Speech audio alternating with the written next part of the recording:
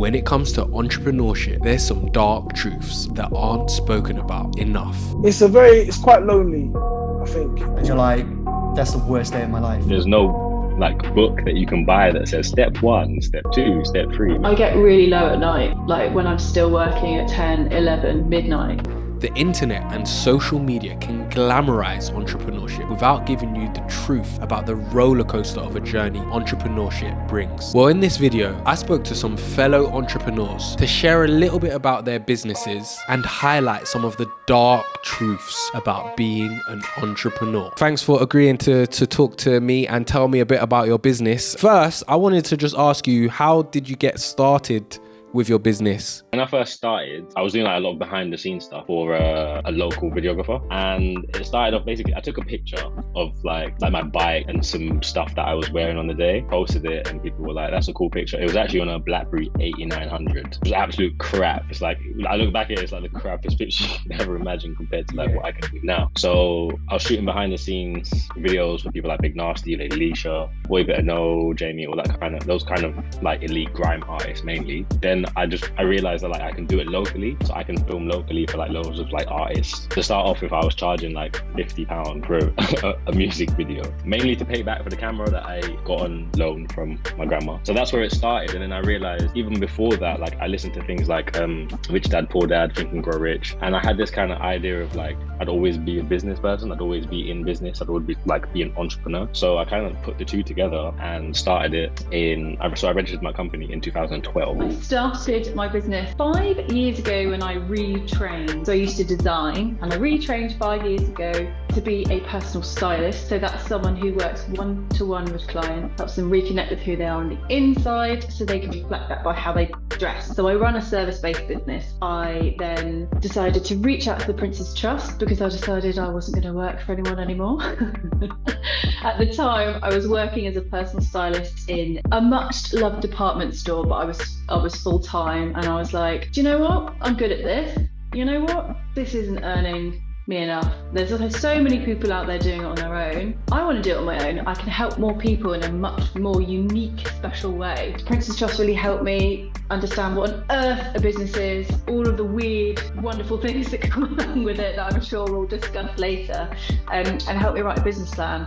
And for me, that was, the moment where I saw an actual business in black and white and thought, right, sod it, I'm doing it. What do I do and how did I get into it? I'll give you the short version and we can obviously expand if you want to. I went to uni 5 minutes from my parents' house, didn't get any of the social side of uni, did it because it was a more affordable thing to do. I'm working class through and through. I knew I was an academic.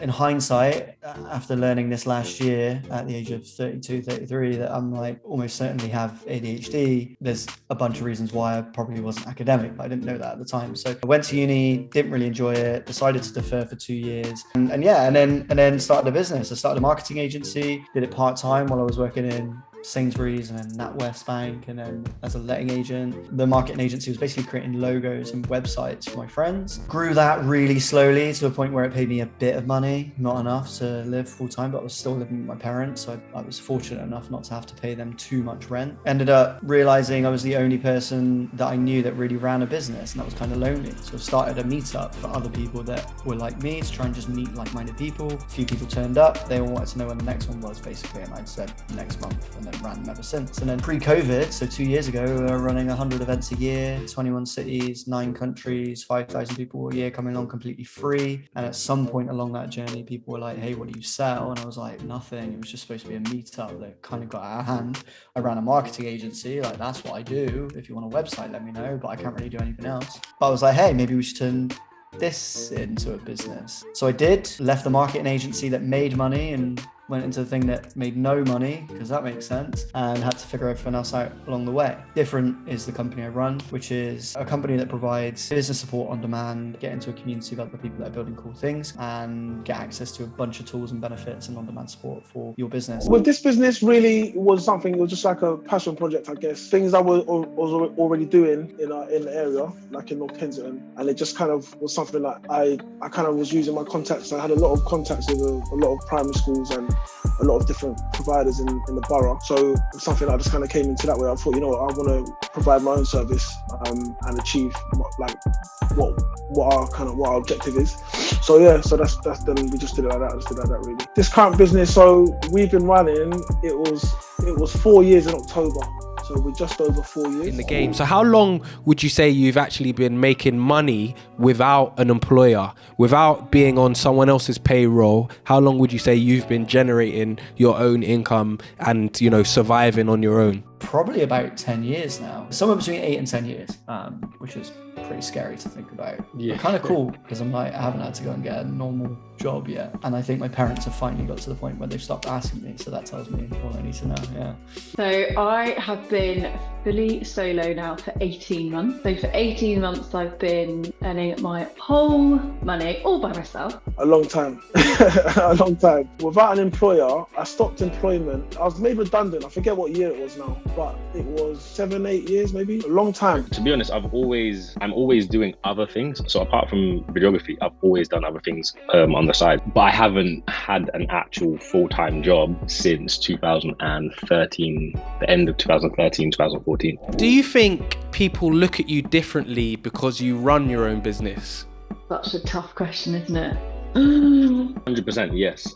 I think yes and no. Yeah, 100%. I think I struggle to answer that in terms of coming from other people's opinions. In terms of, you know, from experience, when I introduce myself to people and we get talking and people say, oh, you know, what do you do? And you're like, la la la, I do this, I run this. And people go, whoa, like that's mad. People go, I think there's kind of a new respect in terms of, gosh, you know, you must work really hard. And I'm not saying that people that are employed don't work hard. Like, that's absolutely not what I'm saying. But I think people realise, they kind of go, oh gosh, you don't just do one thing, you do 75 different things and run things and organise. So I think that it creates new conversations, it starts new conversations with people, and people think like, oh, that's cool, and they want to know more. A lot of like family friends, they have, especially over the years, have they seen like things change and grown, like obviously going from one camera with a little light on top of it to like drones and all these kind of fancy like lighting and devices and that kind of stuff. Like in terms of like family and friends, yeah, they have literally seen that massive change and they see the difference. In terms of people that I meet, like new businesses or strangers who I say like, yeah, I run a media company, they are pretty shocked.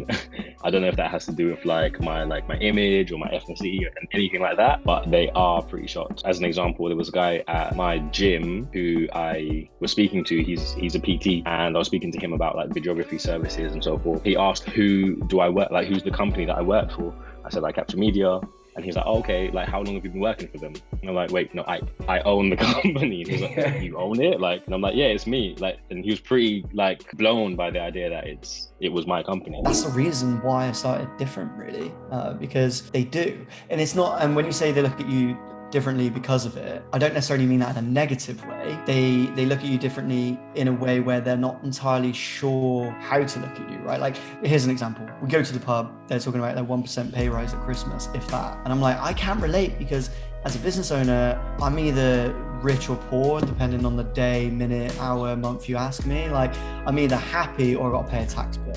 Like, it's one of those two. And I could tell them that and they wouldn't be able to relate either. So they look at me differently. They look at me through a bunch of different lenses. They look at me as a person who runs a business, which, depending on how much stuff I've got on at the time, is either really jarring because I'm the guy who's always busy, which is either cool if they think that's cool, or it's like, wow, this guy's like strangling his time because he's always got stuff on, which is not cool.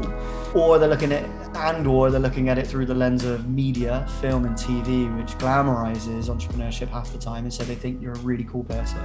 Often they think you're rich when 98% of the time you're not, and so that's also, you know, a bit weird sometimes. But yeah, they look at you differently for sure. How they look at you differently depends on your circumstances, their circumstances, and I guess the stimulus they have around them. So it differs from person to person. Yeah. My parents and my friends and my peers will all view it completely differently. I class myself as like a social entrepreneur because of goals that we have with our business. as a business owner. So maybe people do. Some people, I think entrepreneurship is something, especially now within the modern era, like it's very glamorized. So maybe some people do slightly to some degree, but I don't actually know. I think sometimes people can kind of put you on a pedestal maybe. If someone feels they can't do something and they see someone doing what they think they can't do, they kind of give it a bit more of an allure. So potentially, I mean, I've had 1 or 2 conversations, but generally people that know me, I don't think they do. I think they just kind of think it's something that I do. Being an entrepreneur is difficult. Loads of struggles, loads of hidden struggles. What is a hidden struggle that you're comfortable sharing about your entrepreneurial journey? Well, where do I start? There's loads. How long's it got?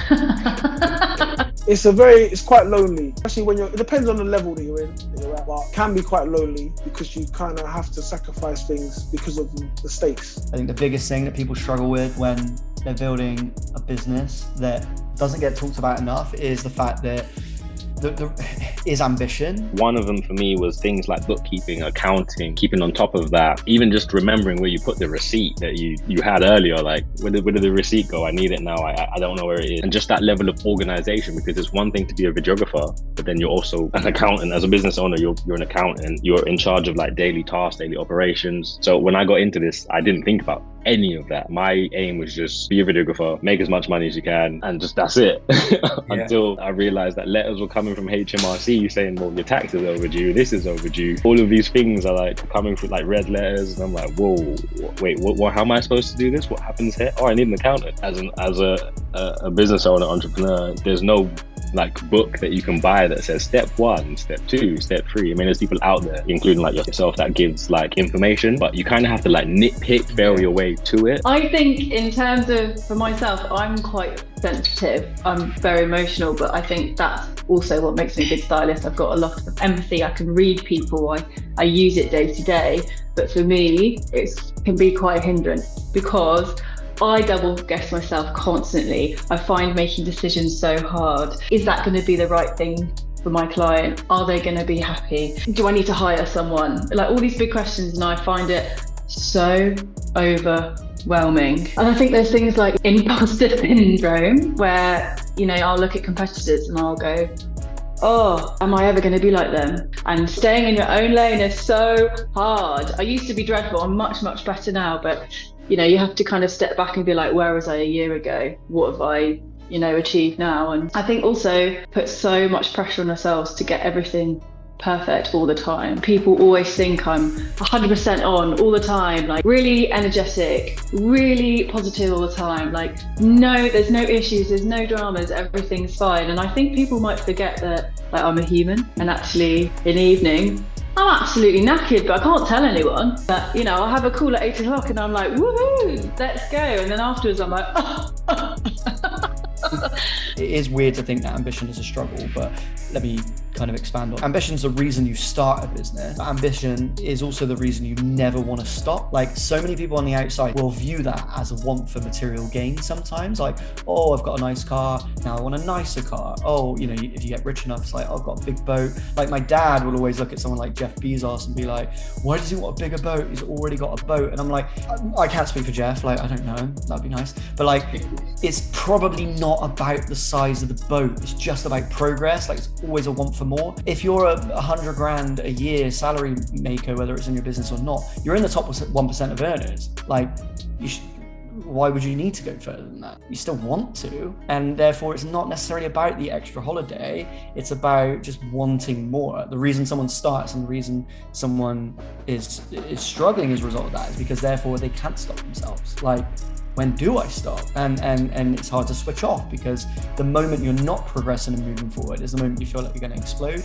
And I'm accidentally paraphrasing one of my favorite films here, Limitless, because he says that, right? Like in that film, he takes a pill, which gives him the ability to do loads of things. But as an entrepreneur, you give yourself the self-ability to do loads of things because you take control of your own time. So the moment you sit down on the couch, half the time, you feel like I'm not moving forward. When I say the stakes, I'm talking about, making sure that you're bringing in the correct income for the organization, making sure that the organization is making the steps in the right direction. So you've got to maybe, you've got that pressure that if you've got to run like payroll for staff or whatever it might be, kind of got that pressure that you'd have to sacrifice a night out or sacrifice chilling with your friends or whatever it might be because you've got to do what's right for the business. And as well, the pressure in itself is like, can be at times, it's a bit much, because literally the buck stops with you. Do you know what I mean? But again, I think it's down to the level of of your operation and how many kind of people you have working under you. But either way, the main thing I've realized with this as the team's kind of grown, I've realized it's more about people management versus, you know, it's more like managing personality clashes or developing staff, being patient with staff. That's where the main skill lies. That's the hardest part of the job, and also the most rewarding, but it's definitely the hardest. And then the other one, which gets into the health and well-being side actually, which I know is something of interest to you, is a diminished emotional response to stimulus, which sounds really technical, but here's what I mean by that. In media, we see like CEOs and business owners portrayed as like sociopaths half the time, right? Like they're emotionless people that have to make decisions, and like they're just crazy half the time. And I never realized why, but I realize now after doing this for a long time, that actually there's possibly a correlation with what happens as you're growing through that process to how you're affected by the end. When I say like a diminished emotional response, when you're a business owner, shit happens all the time, good days and bad days. And that happens, and it's even more so at the early stage, right? You land your first customer, you'll know this just as much as I remember this. You're elated, you're like, someone's just giving me money to do something. That's insane. Yeah. And you're super excited, you're super happy, you want to tell everyone, and then you tell your friends and they don't get it, and you start a meetup organization and you end up where I am. But then someone leaves, someone cancels their contract, and you're like, that's the worst day of my life. I'm taking it personally, like what's wrong with me? What did I do wrong? And so over time, that doesn't feel nice. Like the negative stuff doesn't feel nice. And so you go, well, I'm gonna move through that really quickly. Like it felt bad, understand it, move through it really quickly. But over time, you get these highs and these lows and these highs and these lows. And your brain, this is armchair psychology. I don't know how real this is, but over time, my brain goes, I don't like nice things. So I'm gonna stop feeling them as fast as I can. But because it's a wave, it's not like nice things over here and good things over here. It's a wave, they're inherently linked. If I limit my response to the negative stuff, I'm also naturally limiting my response to the exciting stuff. So over time, you get to a point where that goes from that in the early stage and ends up being more like this. Like if I land a brand new contract tomorrow that's actually quite sizable, I'll be like, cool, let's move on. And both the first problem that I mentioned, the whole Jeff Bezos yacht thing, and the thing I'm mentioning now are also inherently linked, because that big yacht, to someone who's never experienced that before, is an insanely exciting thing. But to someone who's got 20 supercars, 3 yachts, and a helicopter already, another big yacht is like, just a big yacht, like, let's move on. What's next? Are there any specific times throughout your entrepreneurial journey that you're comfortable sharing that you felt really low? And if so, what have those times been? Boy, there's quite a few. There's quite a few. I think the lowest kind of time that I felt was just before I was going to go fully self-employed. I think that's happened probably like 3 times, and it's the 3 times that I've almost gone out of business. Yeah, you know, you're constantly dealing with setbacks, constantly dealing with problems, but I think your job is to kind of solve those problems and to kind of bounce back from those setbacks. Like for me, even obviously we're here now, we've got our space, we've got our gym, we've got our kind of community area that we have, but even the road to here was littered with setbacks and issues, you know. So it was like even from having a deal kind of not fall through, but having a kind of making an offer for a particular building, being rejected on that offer, then having literally nowhere, and then having to literally find somewhere new and then build that place up. How do you get investment for that? How do you even know that your plan? How do you get a plan to see how it's going to be sustainable? Then how do you know your plan is going to come into fruition? Then once you've opened, things aren't going necessarily to plan.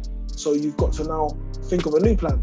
Do you know what I mean? And then you've got to adapt all the time, man. The thing with this, what I've realized with this, there's no blueprint. There is and there isn't, because for your specific, everyone's business is literally different. Like there are similarities, but your clients are different. The way your clients interact with you versus they interact with another company that even provides the same service as you is different. So it's constant setbacks, 2 steps forward, 1 step back, you know, but you've got to keep bouncing back, man. That's you know, it doesn't stop. Probably like 3 times, and it's the 3 times that I've almost gone out of business. And most of the time it's because of, frankly, like just ignorance, bad practice, accidental bad practice, not knowing what my weaknesses are and forgetting them, and then not hiring or contracting to cover them, mostly in things like legal and accounting. Just knowing that there's a tax bill coming up at some point, forgetting it. I think the ADHD definitely plays a part in this. Apparently there's an ADHD tax, essentially, that we accidentally cost ourselves because we forget certain things that cost us more money, like subscriptions, for example. I'd love to see some data on how that affects business owners that have ADHD versus their tax bills, and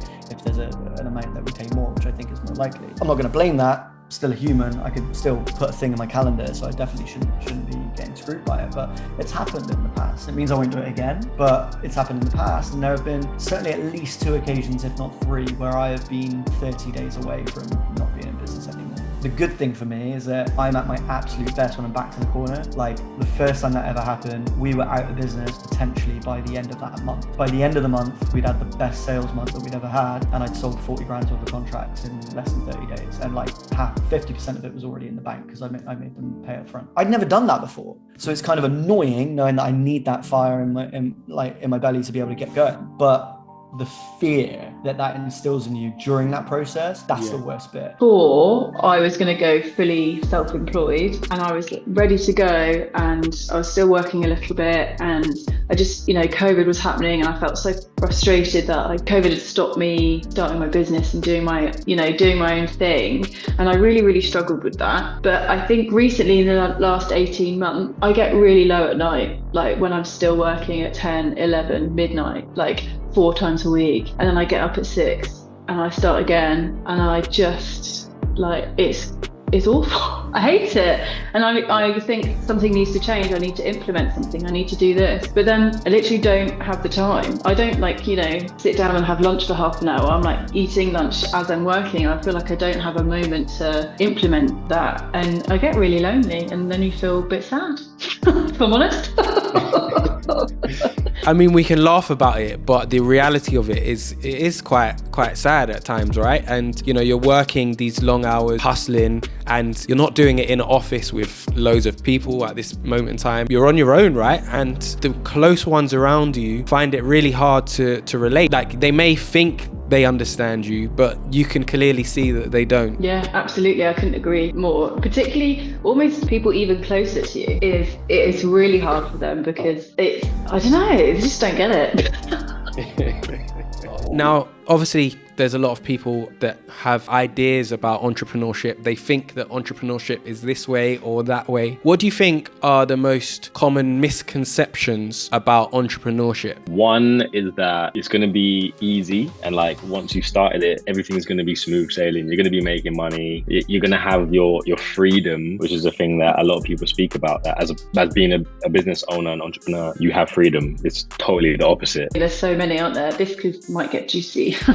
Yeah, I mean, everyone's a millionaire, aren't they? Everyone's a millionaire before they're 20. I mean, there's so many, right? And they're all continuously beating the incorrect drum, I think. I think that it's easy. I think people kind of focus on the exceptions to the rule. I mean, there are outliers that it has been, I wouldn't even say it's been easy. They've just maybe really managed to do it in a really super quick time. Doesn't mean it's easy for them. That you can kind of become an overnight success. Those are the kind of popular stories, the sexy stories that everyone kind of hears about, I just did this of one move and X, Y, Z. But I think majority of people have put in a lot of time and effort. Even they might have a business that's a new business that takes off really quickly, but majority of the time they've had experiences from other businesses that they've used that experience and put that into their new business. There's so many kind of wrong messages out there. I think now entrepreneurship's like the kind of cool thing. Everyone wants to be your own boss, hustle, all this kind of stuff. But there's so much more that comes with it. It's such a responsibility, even to yourself. And then you've got people relying on you. If you've got staff, you've got to pay them. If they're relying on you to pay them, how are they going to pay their bills if you don't pay them? You see what I mean? There's a knock-on effect. I could be sitting at my desk at 4 o'clock in the morning editing a video just to get it out for the next day. That's my freedom kind of gone because I've given that time to producing an outcome as quick as possible. So I'll stay up later and so forth. That's my choice. Again, yes, I do have the freedom to do that, but I'm not in my bed sleeping like everyone else down my street. My light's the only one that's on. I have to give up that time in order to grow and get to a level where I can then start hiring other people to come in so that I can have that freedom. That's one thing, is that you'll be financially free. You're going to have the freedom to spend more time with family and friends and that sort of thing. That's a massive misconception. In media, The Apprentice is a bad representation of what entrepreneurship is. It's essentially a really sadistic job interview. Dragon's Den is a really bad example of what investing should should look like, because no one pitches investors really like that. And the deals that they show on the Dragon's Den are incredibly predatory. Like actual real investors don't take that much of your company. So it really sets a bad example. So I think the things that get really misunderstood are your flexibility, your freedom, and the ability to make a ton of money. Yes, you do have ability to have no ceiling, and that's amazing, but the vast majority of businesses will fail. 2 in 3, 1 in 5, 99%, whatever stat you look at, it's always the majority will fail. And so therefore, like if you're a business owner, you're already putting yourself on the back foot, not the front foot. Like it's not like, oh, I'm an entrepreneur now, I can change my Instagram bio and I'm automatically rich and an influencer. That's not the case. We've chosen to move into a more stressful situation. The thing that I think is a really common misconception is you just need one big hit and then you've made it, or you just need this one connection and then you've made it, or you'll become an overnight success one day. It's not about that. It's about understanding everything, every single element to your business, or at least trying to. Let's not even talk about tax. But every single element. It's about consistency, it's about improving, it's about working really hard, it's about making changes, it's about accepting when you've probably made a mistake and learning from it instead of giving up. It's about like, right, that was wrong, Sean, that was poor. Never do that again. You learn from it. Business owners statistically have bigger mental health challenges than the quote unquote average person. So like that's already a back foot thing. We don't have the ability to take time off whenever we want because we are our own boss. We have hundreds of bosses sometimes and they're all called our customers. If a customer needs something while I'm on holiday, I have to respond to it. Whereas if your boss needs something, you've got annual leave in your calendar, you can tell them to do one because you're on annual leave. You get to do that. I don't get to do that because I can't tell my customer to do one. So we have not one boss, but we have lots of them. We put ourselves in a potentially more stressful situation because that salary might not come at the end of the month. And that flexibility and freedom, I might need to do something at 11 p.m. in the evening. I can go on a last minute holiday now that I've spent 10 years building up to a point where I'm like, I could go away tomorrow and things wouldn't just implode, but there's a long time before that happens. I think quite a lot of people think I'm from a really rich background and really had loads of financial help and I've just kind of bounced around with kind of pocket money. And I think maybe that's just because the industry I'm in, but it actually, I think lots of people think, oh, that, mum and dad have helped them. Yeah, I think people think you've got a lot more money. Like people think you're not really paying tax. You're like, yes, I am. Thank you very much. I think people probably confuse you to be like type A, quite aggressive, quite like to run a business. You need to be like fear. You need to be terrifying to get stuff done. Oh gosh, can't talk to them. They're like serious.